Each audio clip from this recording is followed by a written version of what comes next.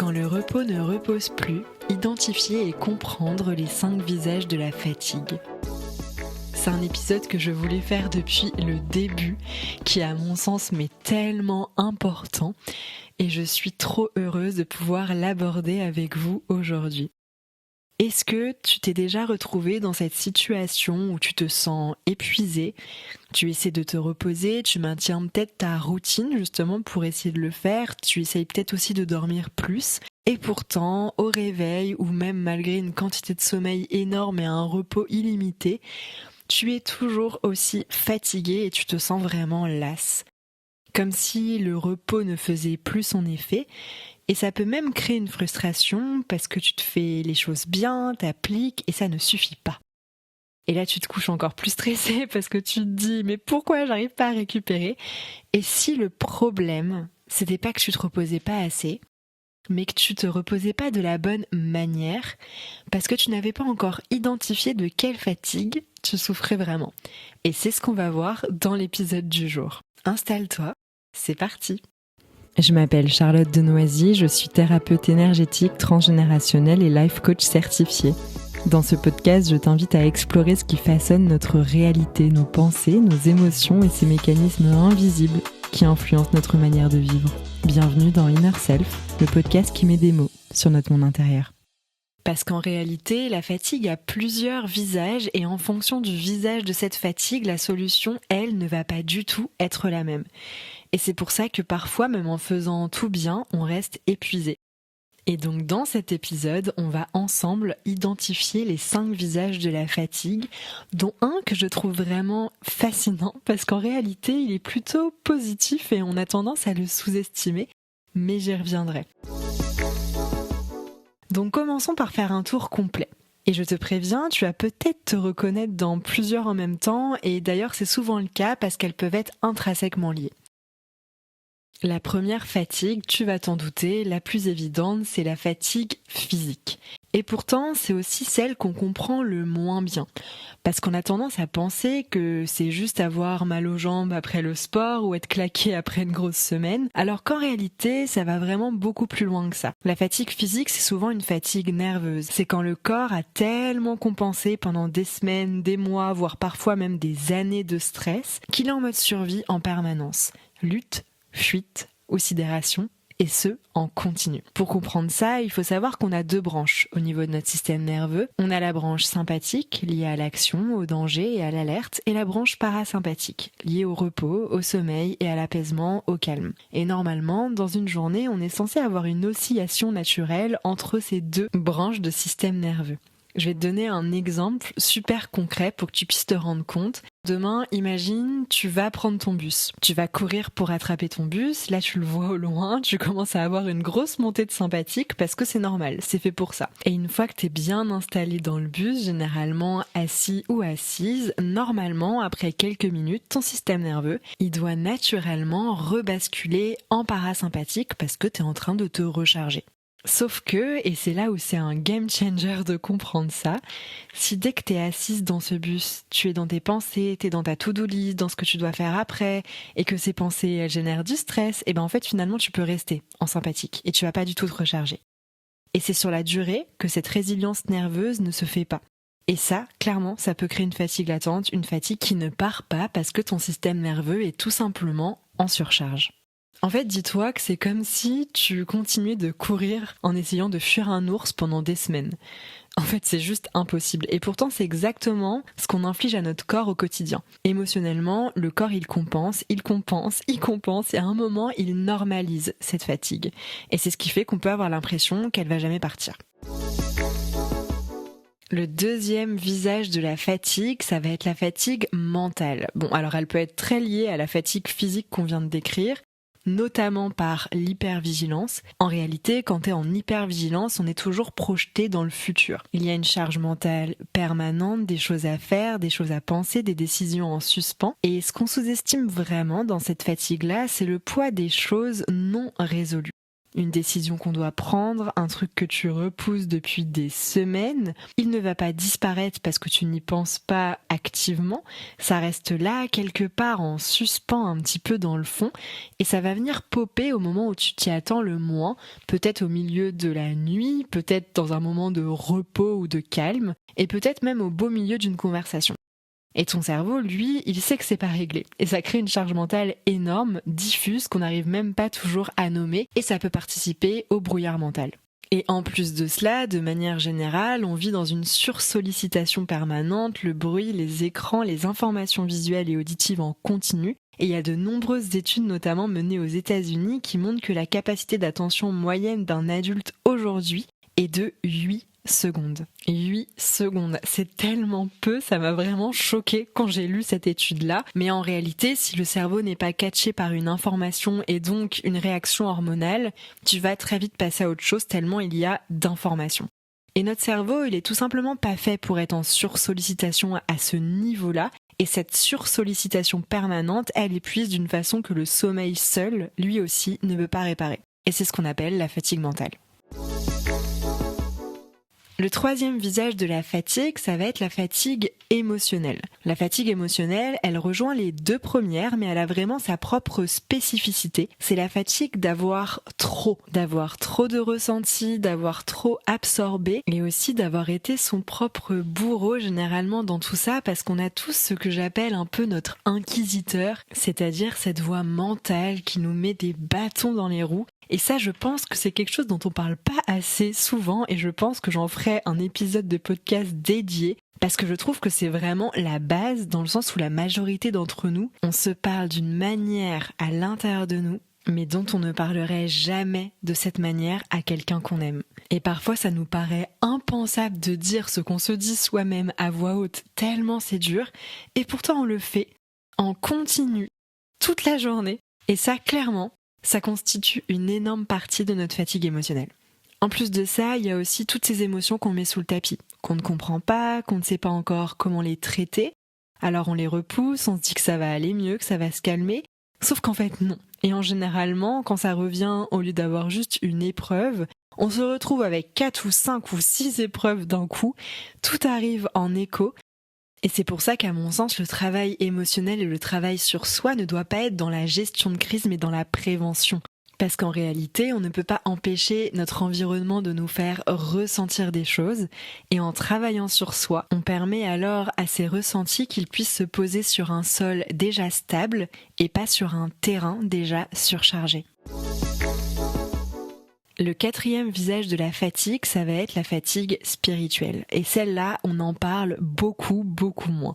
Et pourtant, elle est tout aussi réelle car la fatigue spirituelle, elle est liée à la perte de sens. Ça peut être professionnel, ne plus savoir pourquoi on fait ce qu'on fait, avoir l'impression de faire les choses en automatique, de pédaler dans la semoule. Mais ça peut être aussi beaucoup plus large, avoir l'impression de passer à côté de sa vie, de l'observer de loin, de ne plus savoir ce qu'on aime, ce qu'on veut, ce qu'on est vraiment. En fait, c'est comme être en mode robot. Et cette fatigue spirituelle, elle arrive souvent comme la conséquence des 3 premières. Quand la fatigue physique, mentale et émotionnelle s'accumule sur la durée et qu'on les règle pas, à un moment donné, on n'arrive plus à se retrouver dans tout ce bruit et on perd le sens. Et c'est là qu'arrive la fatigue spirituelle. Je pense que c'est un peu lié à ce qu'on appelle la crise de la trentaine ou de la quarantaine. C'est souvent ça en réalité, une fin de cycle, on en a parlé dans le tout premier épisode, qui s'accompagne de cette fatigue spirituelle, de cette quête de sens où on peut se demander qui suis-je vraiment? Où est-ce que je vais? Est-ce que ce que je fais me ressemble encore réellement? Et il y a quelque chose d'important à comprendre dans cette fatigue-là, elle n'est pas nécessaire à la survie, mais elle est nécessaire pour le coup à la vie. Et c'est vraiment la nuance. Et donc quand on est encore vraiment en mode survie, les 3 premières fatigues en fait en réalité, la fatigue spirituelle, elle va pas encore se pointer. C'est souvent quand on commence à sortir de la survie qu'elle apparaît, et c'est en réalité bon signe quand elle arrive, parce que même si c'est inconfortable, la fatigue spirituelle, c'est pas le fond du gouffre. C'est souvent le signe qu'on commence à sortir du pilote automatique, et qu'on se demande enfin si ce qu'on fait nous ressemble vraiment. Le 5e visage de la fatigue, c'est ce que j'appelle la fatigue de récupération et c'est vraiment celle qu'on sous-estime. Et celle-là, je la trouve vraiment fascinante parce que comme je disais, c'est une fatigue qu'on va facilement sous-estimer et qu'on interprète souvent à tort comme un problème alors qu'en fait, c'est plutôt une bonne nouvelle. La fatigue de récupération, c'est simplement quand le corps commence enfin à récupérer. Et cette récupération, elle induit de la fatigue. C'est physiologique, c'est normal. Exemple super concret, demain tu fais un marathon, tu vas être explosé après et tu vas pas te demander pourquoi t'es fatigué. Tu vas dire bah oui, j'ai fait un marathon, c'est logique et tu laisses ton corps récupérer sans te poser plus de questions. Et on a exactement la même chose dans le quotidien et on n'arrive pas à le reconnaître. Quand tu pars en vacances par exemple, les premiers jours, tu es souvent épuisé. Et c'est pas parce que les vacances te fatiguent, c'est parce que ton corps commence enfin à lâcher le mode survie. Et cette transition, ça coûte de l'énergie. Le système nerveux qui bascule enfin en parasympathique pour reprendre la fatigue physique, ça se sent physiquement. Cette fatigue-là, c'est le corps qui dit « enfin, enfin je peux vraiment me reposer ». Et donc cette fatigue de récupération, moi je la vois vraiment comme quelque chose de positif. C'est un signe que le corps peut enfin se recharger un petit peu comme une batterie. Tu laisses ton portable tranquille quand il charge, bah là c'est pareil. Donc résumons ensemble les 5 visages de la fatigue. Donc le premier, fatigue physique. Clairement ton système nerveux il est surchargé et ton corps il a du mal à récupérer. Clairement là ton corps il a besoin de repos. Numéro 2, la fatigue mentale. La surcharge d'informations, les décisions en suspens, la sursollicitation permanente, le cerveau qui ne sait plus comment se poser. Là clairement ton esprit il a besoin de silence. Numéro 3, la fatigue émotionnelle. Trop d'émotions absorbées, un dialogue intérieur dur envers soi-même, des choses mises sous le tapis qui finissent par revenir en écho. Là, clairement, c'est que ton cœur, il a besoin d'être entendu. Numéro 4, la fatigue spirituelle. La perte de sens, ne plus savoir qui on est, pourquoi on fait ce qu'on fait, souvent la conséquence des 3 premières aussi sur la durée. Et là, clairement, c'est que ton âme, elle a besoin de sens. Et numéro 5, la fatigue de récupération, donc la fatigue que j'appelle positive, quand le corps commence enfin à lâcher le mode survie et à se recharger. Et ce que j'aimerais que tu retiennes, c'est que ces fatigues, elles peuvent être intrinsèquement liées. Dans le sens où c'est vraiment un effet domino, parce qu'une pensée, elle va générer des émotions, qui va générer des hormones, et ces hormones, suivant l'émotion que tu as ressentie, peuvent générer du coup du stress dans le corps. Et donc finalement, on peut passer d'une fatigue physique, qui crée souvent un brouillard mental, à une fatigue mentale, qui va mener à une fatigue émotionnelle, qui va mener à une fatigue spirituelle. Maintenant que tu connais les 5 visages de la fatigue, j'ai envie qu'on s'arrête un petit peu dessus, parce que souvent on sait qu'on est fatigué, mais on prend jamais vraiment le temps de se demander de quelle fatigue il s'agit. Et cette identification, c'est vraiment un game changer, parce qu'on arrête de traiter le mauvais problème. Donc les questions que tu pourrais te poser, et je te les mettrai dans la note de cet épisode, ça pourrait être: quand tu dis que tu es fatigué en ce moment, est-ce que tu peux identifier lequel de ces 5 visages déjà te correspond ? Peut-être plusieurs à la fois, et si plusieurs, lequel des visages de la fatigue est le plus dominant en ce moment ? Ensuite, est-ce que tu essaies de soigner une fatigue avec le mauvais remède ? Par exemple, une fatigue spirituelle que tu viendrais régler avec plus de repos, plus de sommeil, et finalement, la quête de sens demeure. Et c'est vraiment le piège le plus classique. Tu vas te coucher tôt pour soigner une fatigue émotionnelle. Tu vas faire du sport pour soigner une fatigue spirituelle, tu prends des compléments pour soigner une fatigue mentale, et rien ne marche parce que la réponse ne correspond pas à la question. Et enfin, tu pourrais te demander, est-ce qu'il y a des choses que tu portes en ce moment ? Des décisions en suspens, des émotions que tu as mises de côté, des trucs que tu repousses, qui alimentent cette fatigue en continu sans que tu t'en rendes vraiment compte. Parce que parfois, c'est pas le repos qui manque, c'est le fait de régler quelque chose qu'on a trop longtemps évité.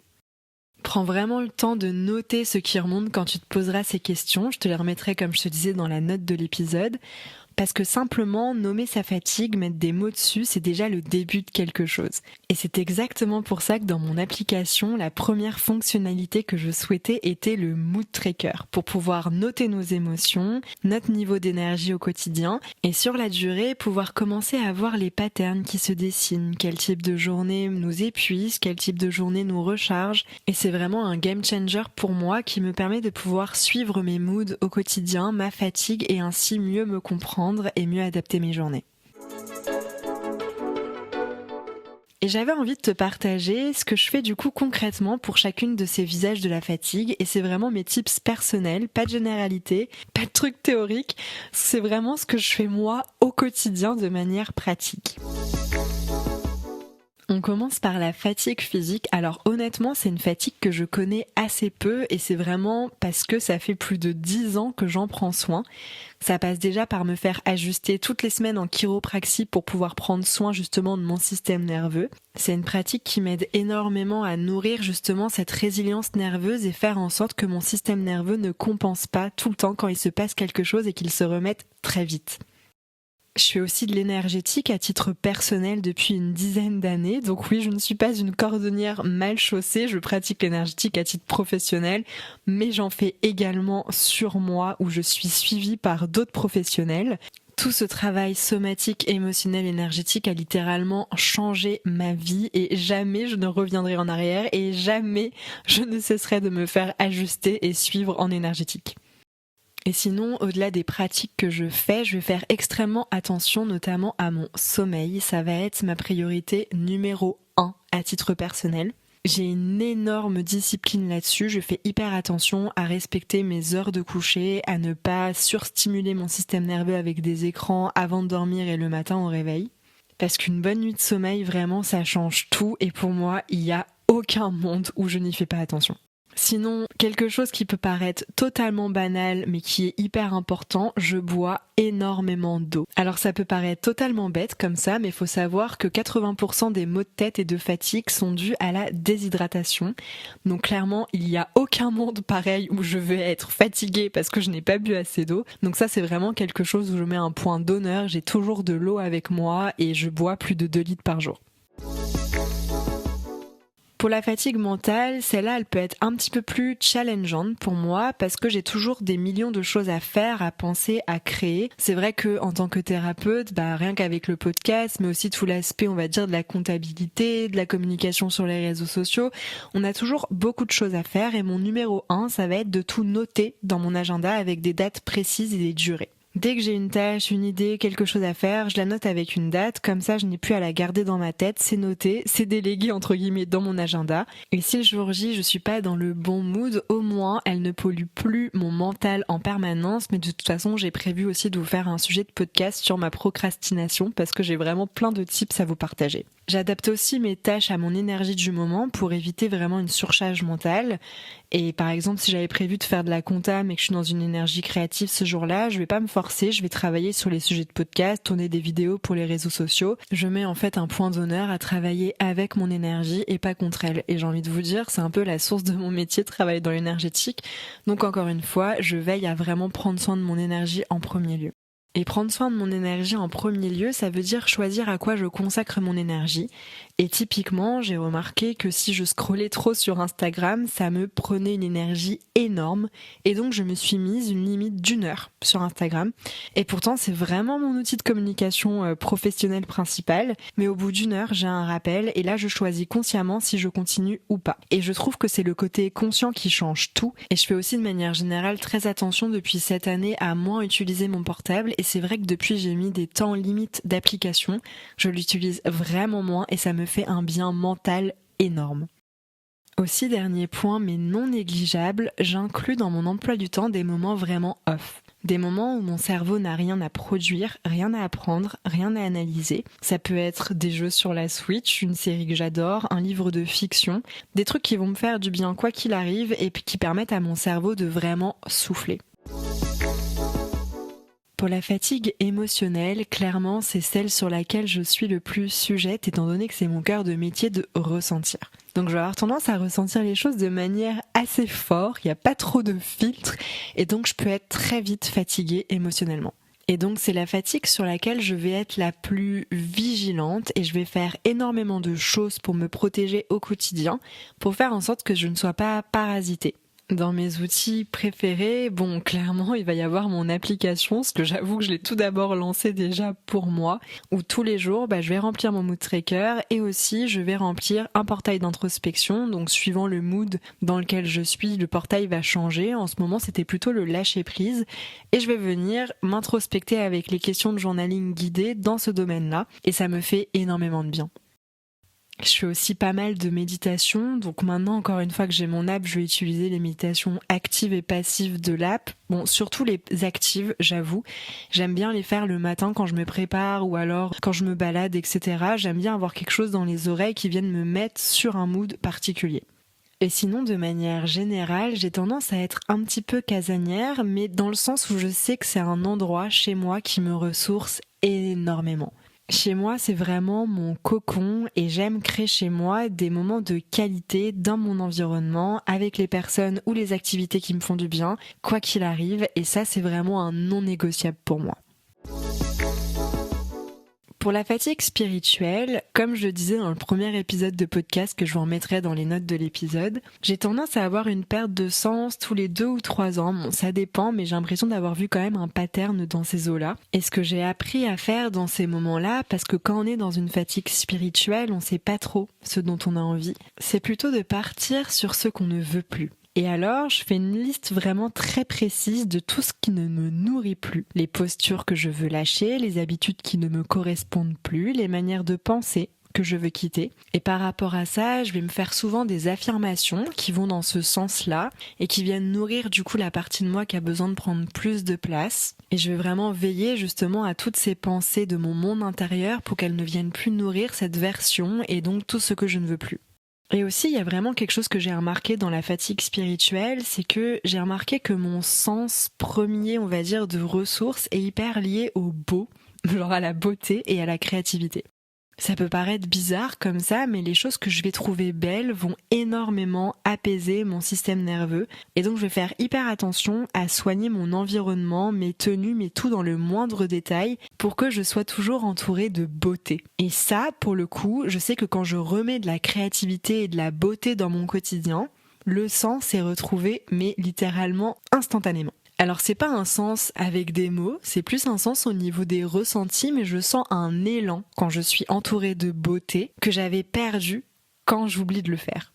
Et dans ces moments-là, je sens que justement cet élan, il peut nourrir directement mon professionnel, même si c'est pas directement lié, mais aussi mon personnel. Donc depuis quelques années maintenant, je veille à toujours soigner les détails de mon environnement et que dès qu'il y a quelque chose que je ne trouve plus beau, en fait je m'en sépare, tout simplement. Un petit exercice concret que j'aime bien faire aussi dans tous les cas par rapport à tous les types de fatigue, c'est de noter de 1 à 5 mes fatigues du moment. 5, clairement, ça va être que cette fatigue, elle est très très très présente et 1, ça veut dire qu'elle est à peine reconnaissable.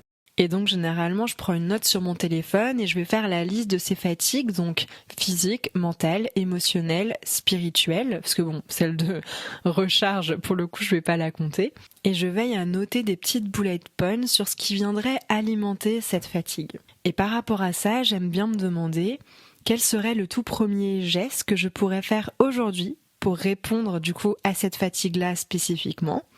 Pas pour résoudre, mais juste pour lui tendre la main pour la reconnaître. Parce que souvent on attend d'avoir le temps, l'énergie, les conditions parfaites pour avancer, mais un geste aujourd'hui, une décision notée dans l'agenda, un moment de cocon protégé, une méditation, une liste de ce qu'on ne veut plus, c'est déjà quelque chose. Et c'est souvent là que tout commence.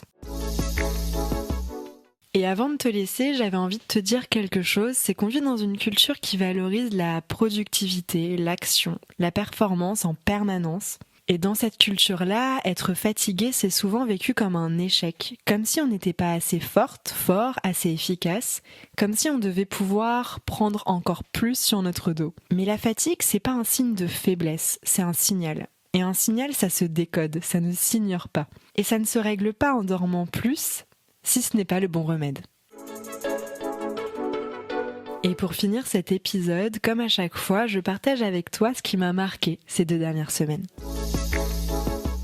La citation que j'ai adorée cette semaine, c'était « Prendre soin de soi n'est pas de l'indulgence, c'est de la préservation de soi » de Audre Lorde. Et je la trouve tellement juste par rapport à ce qu'on a exploré aujourd'hui, parce que souvent prendre soin de sa fatigue vraiment en profondeur en allant chercher le bon visage, c'est quelque chose qu'on repousse. Comme je te le disais tout à l'heure, on se dit qu'on n'a pas le temps, qu'il y a plus urgent, mais en réalité, si on le fait pas, c'est tout le reste qui finit par être impacté.